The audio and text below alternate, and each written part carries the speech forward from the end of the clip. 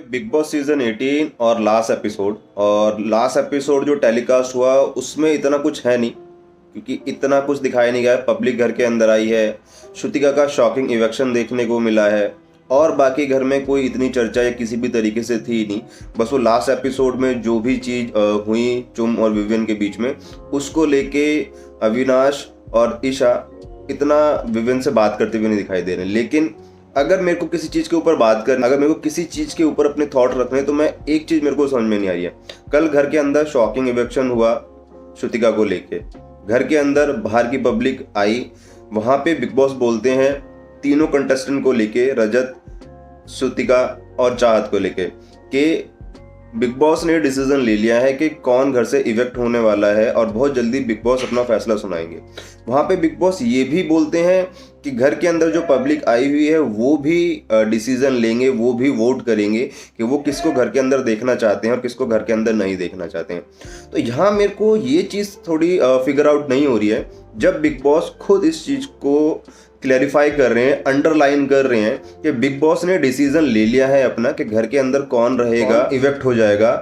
14 week से, जो 15 week में नहीं जाएगा, यानी फाइनल वीक में नहीं जाएगा। अगर बिग बॉस जब इसको खुद काउंटर कर रहे हैं, खुद इसको अंडरलाइन कर रहे हैं कि उन्होंने डिसीजन ले लिया है, बिग बॉस ये क्यों बोल रहे हैं कि पब्लिक का भी ओपिनियन लिया जाएगा, पब्लिक के वोट भी देखे जाएंगे और उसके बाद ये देखा जाएगा कि कौन घर में रहने लायक है या नहीं। आप तो क्लियर बोल चुके हैं, यानी कि बिग बॉस तो बिल्कुल क्लियर बोल चुके हैं अपने स्टेटमेंट में कि बिग बॉस ने डिसीजन ले लिया है कि घर से कौन इवेक्ट होने वाला है। जब बिग बॉस का डिसीजन फाइनल है तो फिर उसके बाद बिग बॉस ये क्यों कह रहे हैं कि भाई पब्लिक का भी रिव्यू लिया जाएगा। मेरे को तो कहीं से नहीं लगता कि पब्लिक का रिव्यू बिग बॉस के लिए कोई भी मायने रख रहा है, क्योंकि जिस तरीके से श्रुतिका अपनी बातें रखती है, अब चाहे उसको मीनिंगफुल मानो या मत मानो, थॉटफुल मानो या मत मानो, लेकिन वो अपनी चीजें रखती है। वो सोलो खेले या ना खेले, वो किसी टीम का पार्ट है या नहीं है, डजंट मैटर, लेकिन वो अपनी चीजें बराबर रखती है। फिर वो चाहे करण के लिए हो, चुम के लिए हो, शिल्पा के लिए हो, विवियन के लिए हो, अविनाश के लिए हो या किसी के लिए भी हो, वो अपनी चीजें रखती है। बेशक बिग बॉस बीच में कूद कूद के उसमें टांग अड़ाते हैं, बीच में बार बार बोलते हैं कि करण आपको समझ में आया क्या कहने की बोल रही है श्रुतिका,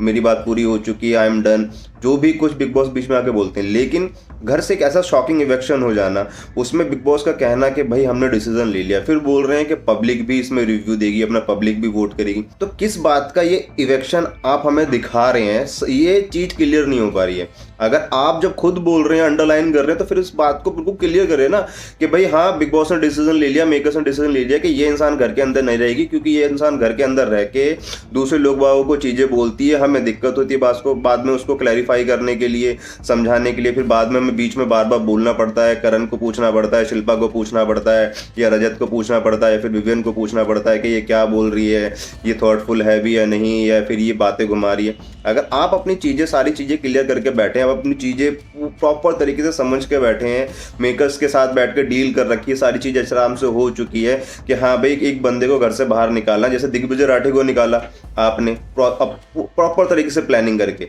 पूरी प्लानिंग थी वो, कहीं पे भी ऐसा नहीं था कि नहीं भाई दिग्विजय राठी बाहर जाना चाहिए। टॉप 2 का कंटेस्टेंट, चलो टॉप 2 भी मत माने, टॉप 5 मान लीजिए, ऐसा कंटेस्टेंट को आप अचानक से बाहर निकाल देते हैं। और अब श्रुतिका को आप अचानक से बाहर निकाल रहे हैं, वो भी एक अंडरलाइन करके, एक स्टेटमेंट देके कि बिग बॉस का डिसीजन है। उसके बाद आप पब्लिक को ये दिखा रहे हैं, बाहर की पब्लिक को ये दिखा रहे हैं कि नहीं देखिए घर में पब्लिक भी आई हुई है, हमने उनका भी रिव्यू लिया, उन्होंने भी श्रुतिका को घर के अंदर रहने लायक नहीं समझा। जब चाहत को और रजत को स्टेज पे बुलाया गया अपने अपने स्टेटमेंट देने के लिए, बचाव के लिए, कि वो घर में रहना क्यों डिजर्व करते हैं, तो इतना लाउड रिएक्शन पूरी पब्लिक का नहीं था, जो भी पब्लिक घर के अंदर आई हुई थी। लेकिन जब श्रुतिका स्टेज पे चढ़ती है अपनी स्टेटमेंट देने के लिए, अपने आप को कवर करने के लिए, वो घर के अंदर रहने के लायक क्यों है, तब पब्लिक का जो रिएक्शन होता है, जो लाउडनेस होती है, जो वो चिल्लाती है, वो एक अलग लेवल की होती है, जो कि चाहत के और रजत के ऊपर बिल्कुल भी नहीं था पब्लिक का। मैंने इस पूरे सीन को बार बार रिपीट करके देखा है, 10 बार 50 बार रिपीट करके देखा है। जो लाउड रिएक्शन मैंने देखा श्रुतिका पे, वो पूरा दोनों पे नहीं था।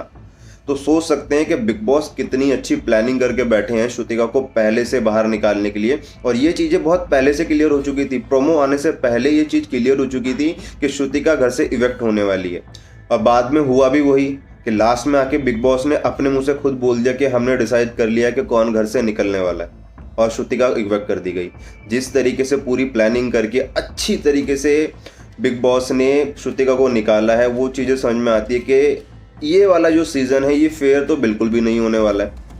क्योंकि दिग्विजय गया, अब श्रुतिका गई। अब हो सकता है कि शायद चाहत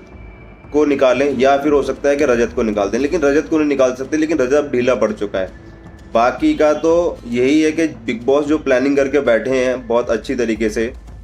वो किसको जिताना चाहते हैं किसको नहीं जिताना चाहते वो बिल्कुल साफ दिखाई दे रहा है, बहुत अच्छे से दिखाई दे रहा है। इस तरीके से बार बार बंदों का शॉकिंग इवेक्शन होना, और वो भी अच्छे कंटेस्टेंट का,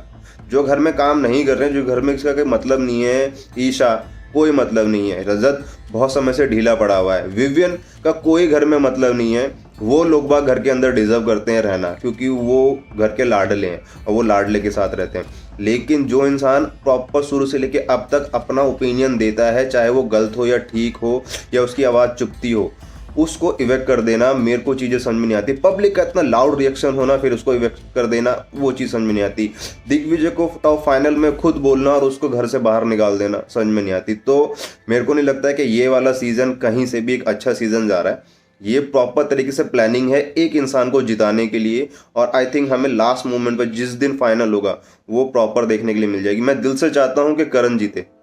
क्योंकि उस बंदे ने जो काम किया है किसी ने घर में नहीं किया, किसी ने भी नहीं किया। लेकिन ये सबको पता है कि ये सीज़न बिग बॉस सीज़न 18 कौन जीतने वाला है और बिग बॉस किसको जिताने वाले हैं, और वो हमने बहुत अच्छी क्लिप में पहले देख लिया था, जब बिग बॉस ने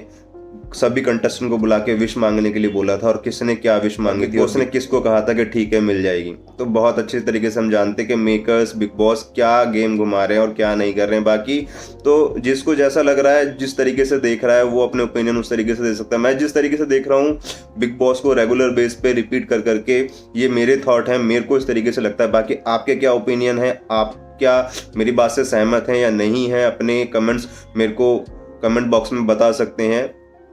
बाकी का देखते रहिए वाईटी थिंग्स।